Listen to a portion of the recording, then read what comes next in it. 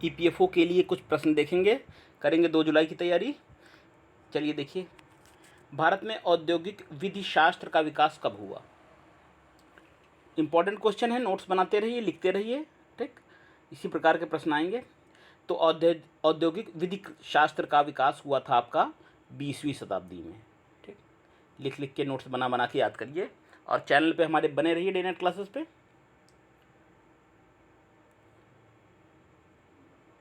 नियोजक एवं नियोजित के मध्य हुए संघर्ष के बाद कुछ सिद्धांत विकसित हुए।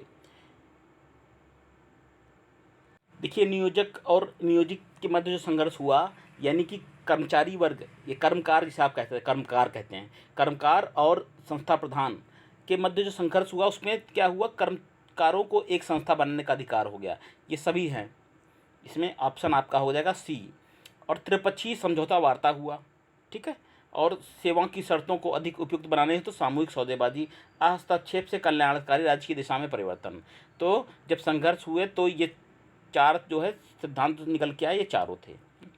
श्रमिकों को आत्मविश्वासी बनाने हेतु त्रिपक्षीय श्रम नीति लाई गई। कब लाई गई त्रिपक्षीय श्रम नीति, कब लाई गई? नोट कर लिए, 1957 को लाई गई। भारत सरकार द्वारा त्रिपक्षीय श्रम नीति लाई गई 1957 को, ठीक है। श्रम मंत्री थे कौन? वीवी गिरी, वीवी गिरी थे, ठीक। श्रम नीति में किस चीज़ पर बल दिया गया है? श्रम नीति में किस चीज़ पे? सभी चीज़ों पर। कौन सी सभी चीज़ें हैं? कर्मकारों को प्रबंध में भागीदार बनाने के लिए, प्रबंध जो दंत कमेटी में, समिति में कर्मकारों को भी एक भागीदार बनाया जाएगा और उनसे पूछकर ही, उनकी राय लेकर ही कोई कानून, उनकी सहमति या असहमति माने लगती है। कर्मकारों को शिक्षा के लिए भी बल दिया गया है। कर्मकार नियमित और न्यूनतम मजदूरी, तीनों चीज़ें हैं, ठीक। उद्योगों में अनुशासन संहिता के प्रयोग को स्वीकार किया गया था। कब?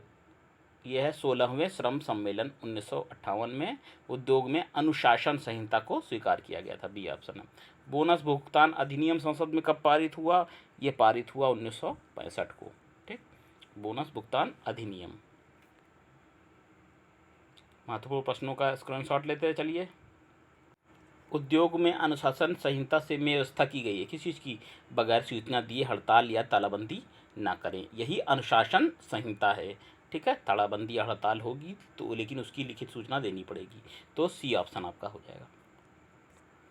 अगला है, भारतीय श्रम नीति के मुख्य अवयव क्या हैं? श्रम नीति भारत में है, उसके मुख्य घटक कौन से हैं? तो देखिए कौन कौन से हैं आपका, 1 2 3 4 चारों हैं। देखिए, श्रम न्याय न दिए जाने पर कर्मकारों को शांतिपूर्ण अपने विरोध करने का अधिकार है, ठीक है, ये श्रम नीति का भाग है। और आपसी सहयोग, सामूहिक सौदेबाजी और ऐच्छिक विवाचन को प्रोत्साहन देना है, ठीक, ये भी है श्रम नीति का भाग। उचित मजदूरी मानदंडों और सामाजिक सुरक्षा को सुनिश्चित करना, ये भी है। और कमजोर पक्ष को उचित उपचार दिलाने हेतु राज्य द्वारा हस्तक्षेप भी किया जाएगा भारतीय श्रम नीति के अनुसार। तो ये चारों विकल्प हैं। भारत में औद्योगिकरण का अर्थ किसके विकास से है?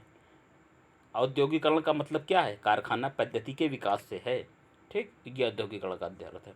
किसी भी देश में श्रम विधान आधारित होना चाहिए किस चीज़ पर? देखिए, सामाजिक न्याय भी होना चाहिए और सामाजिक साम्यता भी होनी चाहिए। समानता यानी साम्यता मतलब समानता, तो दोनों होना चाहिए। सी ऑप्शन सही है।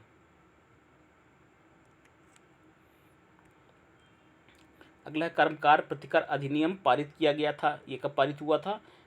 ये आपका पारित हुआ था 1923 में, बी विकल्प सही है। ये नोट कर लीजिए, 1923। पढ़ते रहिए, बनाते रहिए नोट्स, इनको याद करिए, एक बार में नहीं समझ में आएंगे ये।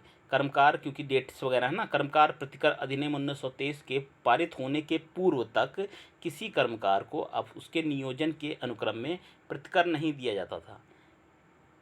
कब नहीं दिया जाता था? देखिए, दुर्घटना के समय उसको प्रतिकर नहीं दिया जाता था 1923 कर्मकार प्रतिकर अधिनियम से पहले। सामाजिक न्याय के सिद्धांत पर आधारित विधियों का उदाहरण क्या है? ठीक, ये सभी है सामाजिक न्याय। देखिए, न्यूनतम मजदूरी अधिनियम, ये सामाजिक न्याय के सिद्धांत पर आधारित है, ठीक है, कि मिनिमम डेली वेज जो है वो निर्धारित होगी। कारखाना अधिनियम है, उसके तहत ही काम सबको करना पड़ेगा। और मजदूरी भुगतान जो होगा उसका भी एक नियम है।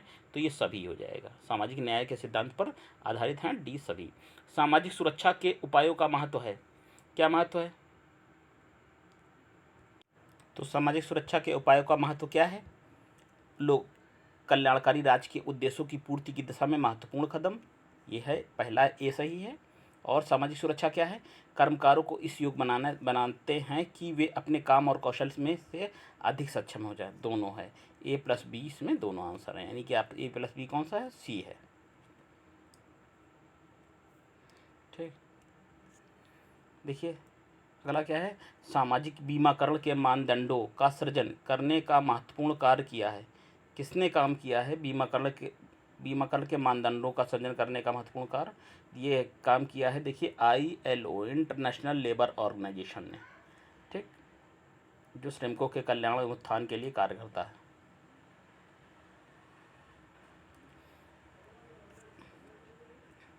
अगला है सार्वदेशीय रूप में स्वीकृत बुनियादी सिद्धांतों और सामाजिक सुरक्षा के सामान्य मापदंडों को स्वीकृत दी गई थी, दी गई है कब?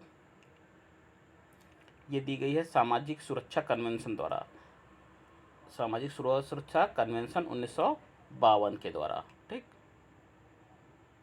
सामाजिक सुरक्षा के सामान्य मानदंडों को स्वीकृति दी गई है।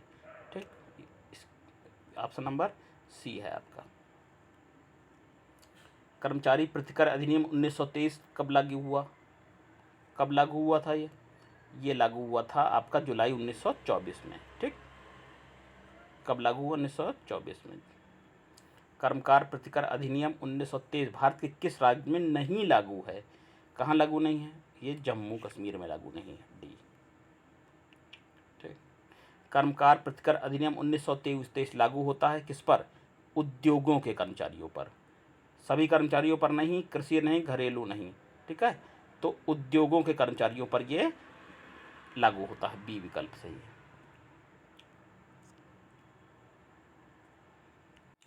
कर्मकार प्रतिकर अधिनियम 1923 को देख लीजिए, इसके बारे में बातें क्या है? कथन है और कारण है, आपको बताना है कथन और कारण में क्या संबंध है। दोनों सही हैं, एक सही है कि सही व्याख्या करता है, नहीं करता है। कर्मकार प्रतिकर अधिनियम 1923 का उद्देश्य ये है कि कर्मचारियों को वैयक्तिक क्षति की दिशा में प्रतिकर देना। अगर कर्मचारी को किसी प्रकार से क्षति हो गई है तो उसकी प्रतिपूर्ति करना, ये 1923 का कर्मचारी प्रतिकर अधिनियम का उद्देश्य है। तो ये बात सही है। ठीक, और दूसरा, और कथन का कारण क्या है?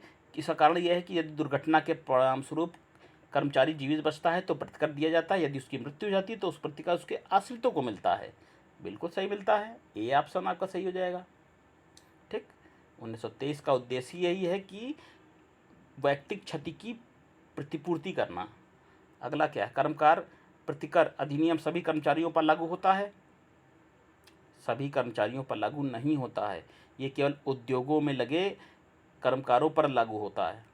और अधिनियम एक कर्मचारी को ऐसी दुर्घटना से होने वाली क्षतियों से संरक्षण प्रदान करता है जो उसके नियोजन कारण उसके नियोजन क्रम में घटित हुई हैं। ठीक है, आपका डी ऑप्शन हो जाएगा।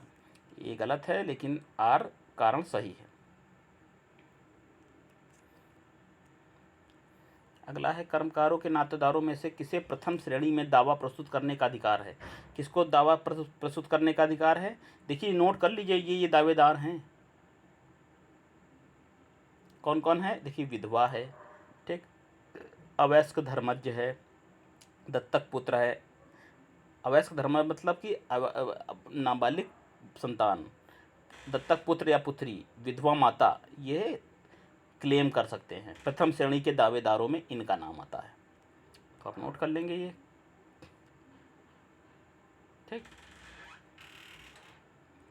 अगला है किस न्यायालय ने रक्त संबंध भाई और सहोदर दोनों भाइयों को समान माना?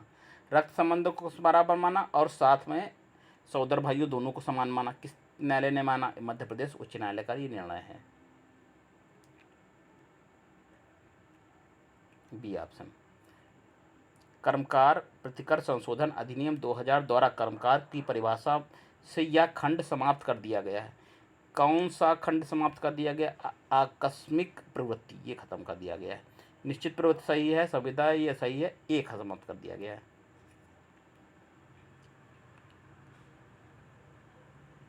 क्या है? आकस्मिक प्रवृत्ति का नियोजन का अर्थ है कि संयोगवश नियोजन या अनिश्चित समय के लिए नियोजन अथवा अनिश्चित परिस्थितियों में नियोजन, ये सत्य है। और यह एक ऐसा नियोजन है कि जो अवसर पर निर्भर करता है। इस संबंध में नियोजन में नियुक्त करने का कोई संविधा नहीं होती। ये कथन और कारण सही है। ठीक, चलिए अगला देखेंगे इम्पोर्टेंट क्वेश्चन। कर्मचारी भविष्य निधि परिवार पेंशन निधि और निक्षेप सहबंध बीमा निधि अधिनियम 1952 को किस वर्ष संशोधन कर परिवार पेंशन निधि के स्थान पर पेंशन निधि का किया गया? मतलब कर्मचारी भविष्य निधि, परिवार पेंशन निधि और निक्षेप सहबंध बीमा निधि 1952 को किस वर्ष संशोधन कर परिवार पेंशन निधि के स्थान पर पेंशन निधि कर दिया गया? मतलब परिवार पेंशन निधि के स्थान पर को क्या कर दिया गया? पेंशन निधि किया गया। ये 1996 से इसको अब पेंशन निधि के अंतर्गत आगे निकल गया। कर्मचारी भविष्य निधि, परिवार पेंशन निधि और निक्षेप निधि 1952 भारत के किस राज्य में लागू नहीं है? ये बी, जम्मू कश्मीर में लागू नहीं है। प्रश्न आ चुका है बी।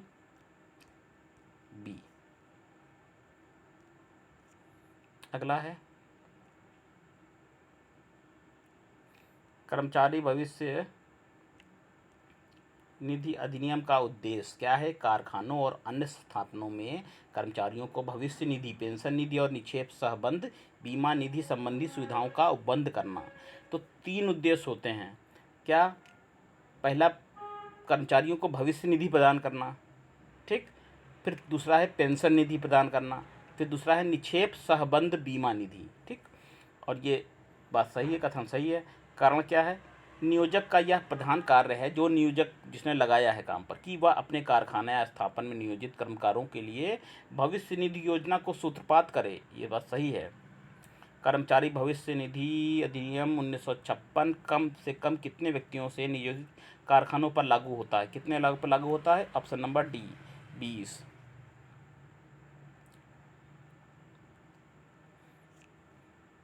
अगला, इस अधिनियम को कब से चाय, कहवा, रबर, इलायची और पीपर के बागानों में नियोजित कर्मकारों पर भी लागू किया गया? देखिए 30 अप्रैल 1957 को लागू अधिनियम को जो चाय, कहवा, रबर, इलायची में और पीपर के बागानों में जो कर्मकारों थे उस पर उनको पर भी लागू कर दिया गया। अनुसूचित उद्योग के किसी कर्मचारी में इस अधिनियम को लागू करने के संबंध में इन शर्तों को पूरा होना आवश्यक है। कौन सी शर्तें हैं? वो है ऐसे अधिष्ठान में 20 से कम व्यक्ति नियोजित किए गए हों, ये बात सही है। उस परिसर के किसी भाग में कोई विनिर्माण प्रक्रिया संचालित की जा रही हो, ठीक, ये भी सही है। अगला है, किसी स्थापन के संबंध में केंद्रीय सरकार का क्या तात्पर्य है? क्या तात्पर्य है? तो ऐसे स्थापन से जो केंद्रीय सरकार का हो या उसके नियंत्रण में हो, ठीक। कोई एक ऐसा स्थापन हो जो नियंत्रण उद्योग से हो, और ऐसे स्थापन संबंध जिसके विभिन्न विभाग या शाखाएं एक से अधिक राज्य में हो। तो आपका आंसर डी हो जाएगा, सभी सही। किसी स्थापन में कर्मचारियों भविष्य निधि और प्रकीर्ण उपबंध अधिनियम 1952 को लागू किए जाने के संबंध में किन शर्तों का पूरा होना आवश्यक है? शर्तें पूछी गई हैं। तो शर्तें कौन सी है? देखिए, पहली है, ठीक, और दूसरी है, ठीक, और तीसरी है, ठीक। तीनों सही हैं इसमें। ऐसे स्थापन को किसी न किसी ऐसे उद्योग में लगाया होना चाहिए जिसे अनुसूची 1 में विहित किया गया हो। कम से कम 20 व्यक्ति उस स्थापन में नियोजित हों। और ऐसे स्थापनों में जहाँ से अधिक नियोजित हो, स्थापना के समय 3 वर्ष या 10 या 50 के बीच कर्मचारी नियोजित हों। तो ये नोट कर लीजिएगा पॉइंट।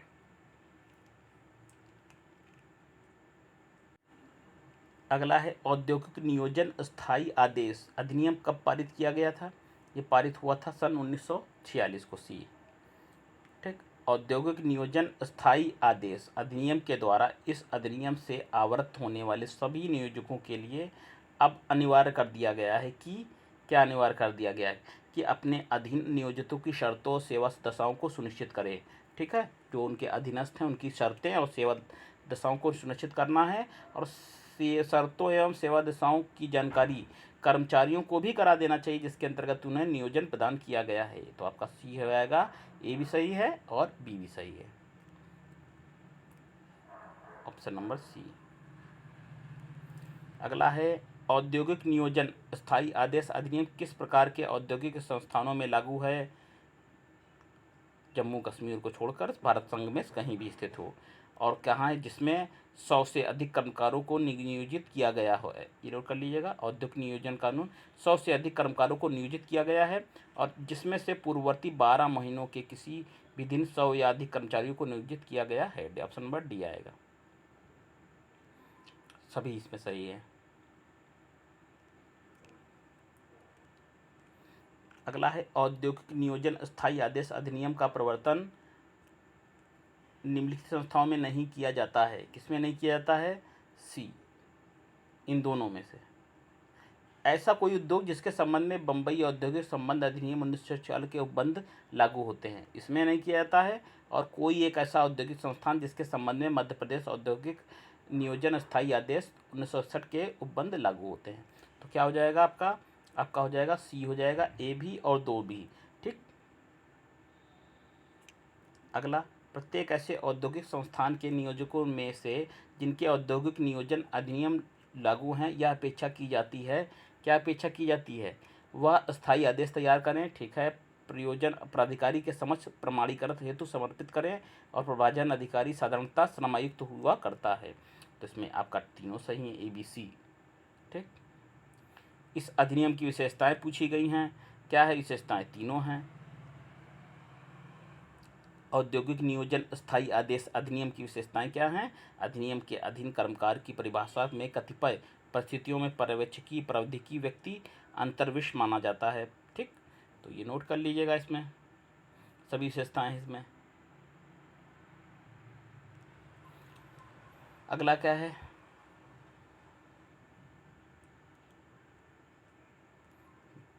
देखिए, औद्योगिक नियोजन अधिनियम 1946 का अनिवार्य तत्व नहीं है। ये विशेषताएं नोट कर लीजिएगा, ये तीनों, 1 2 तीनों विशेषताएं। कौन से तत्व नहीं है? यह नियम, ये तत्व नहीं है। यह नियम ऐसे औद्योगिक संस्थाओं पर लागू नहीं होता जहां 100 या 100 से अधिक कर्मचारी नियोजित है, नहीं लागू होता है। 100 या 100 से अधिक कर्मचारियों होने पर भी लागू होता है, तो इसका अनिवार्य तत्व ये नहीं है। अगला है, इस अधिनियम के अंतर्गत ऐसे प्रमाणकर्ता अधिकारी के रूप में माना जाएगा। किसको माना जाएगा? कोई श्रमायुक्त होगा या क्षेत्रीय श्रम आयुक्त होगा। श्रमायुक्त या क्षेत्रीय श्रमायुक्त कोई भी हो सकता है। तो ऑप्शन आपका हो जाएगा ए भी हो जाएगा और बी भी हो जाएगा, ए प्लस बी। अगला है, लोक उपयोगिता सेवा में नियोजित कोई भी व्यक्ति संविदा भंग के रूप में निम्नलिखित परिस्थितियों में हड़ताल पर नहीं जाएगा। तो निम्नलिखित में क्या असत्य है? ये सी वाला है, किसी समझौता अधिकारी के समक्ष संचालित कार्यवाहियों के लंबित रहने की अवधि में और समाप्त होने के बाद 7 दिनों की अवधि में हड़ताल पर नहीं जाएगा। ठीक है, तो ये कथन आपका असत्य है। बाकी हड़ताल करने से 6 सप्ताह के पूर्व नियोजक को दिए बिना नहीं, ये है आपका सत्य है। ए बी सी सत्य है और डी आपका असत्य है। ठीक है, हड़ताल के संबंध में ए बी सी सत्य है और असत्य पूछा गया है ना, तो आंसर आपका, इसमें आंसर आपका डी नहीं, सॉरी, इसमें आपका आंसर सी हो जाएगा, सी। ठीक, ये सूचना देने के 14 दिन बाद नहीं, सूचना देने के 14 दिन के अंदर है, तो सी ऑप्शन हो जाएगा। ठीक, डी गलत नहीं, डी सत्य है। ठीक, ये सी ऑप्शन आपका असत्य है। अगला है, वे कौन सी परिस्थितियां हैं जिसमें से नियोजक एवं एक लोक उपयोगिता संचालित कर रहा है अपने कर्मकारों में से किसी के प्रति कारखाना बंदी नहीं करेगा? तो कारखाना बंदी नहीं करेगा, कब नहीं करेगा? कारखाना बंदी में 6 सप्ताह पूर्व कारखाना बंदी की नोटिस दिए बिना नहीं बंद होगी। ठीक है, नोटिस देने के 14 दिनों के अंदर नहीं बंद होगी और नोटिस में उल्लिखित कारखाना बंदी की तारीख बीतने के पूर्व नहीं बंदी होगी। ठीक, ये परिस्थितियां हैं। वह धारा जिसके अंतर्गत बिना पूर्व नोटिस के तालाबंदी को अवैध माना गया है, किसके अंदर माना गया है? ये आपका ऑप्शन नंबर बी, धारा 24। अगला है, नियोजक हड़ताल या कारखाना बंदी की सूचना उल्लिखित अधिकारियों को देना अनिवार्य है। किसको? उसी दिन जिस दिन हड़ताल की घोषणा की गई है। आपका आंसर क्या हो जाएगा? ए आएगा। चलिए अगला लास्ट देखेंगे आज का प्रश्न। हड़ताल को कोई नोटिस वहाँ आवश्यक नहीं होगी जहाँ के संबंधित लोग उपयोगिता सेवा में पहले से कारखाना अधिनियम अस्तित्व में है। ठीक।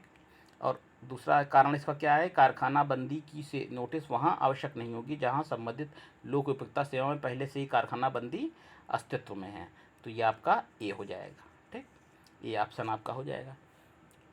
चलिए विद्यार्थियों, ये ईपीएफओ का थोड़ा सा हमने क्वेश्चन आपको बताए, 50 क्वेश्चन। ठीक, आप जुड़े रहिए चैनल से और इस तरह से हम आपको प्रश्न देते रहेंगे। अपनी तैयारी भी करते रहिए, हमारे चैनल से भी एड लेते रहिए और नोट्स बना के बराबर तैयारी करिए। ईपीएफओ के वो क्वेश्चन जो कारखाना से संबंधित हैं, आपके औद्योगिक इंडस्ट्रियल रिलेशन से, औद्योगिक संबंध से, लेबर लॉ से रिलेटेड हैं, सोशल सिक्योरिटी से, वो हम आपको प्रश्न दे रहे हैं, इसी तरह देते रहेंगे।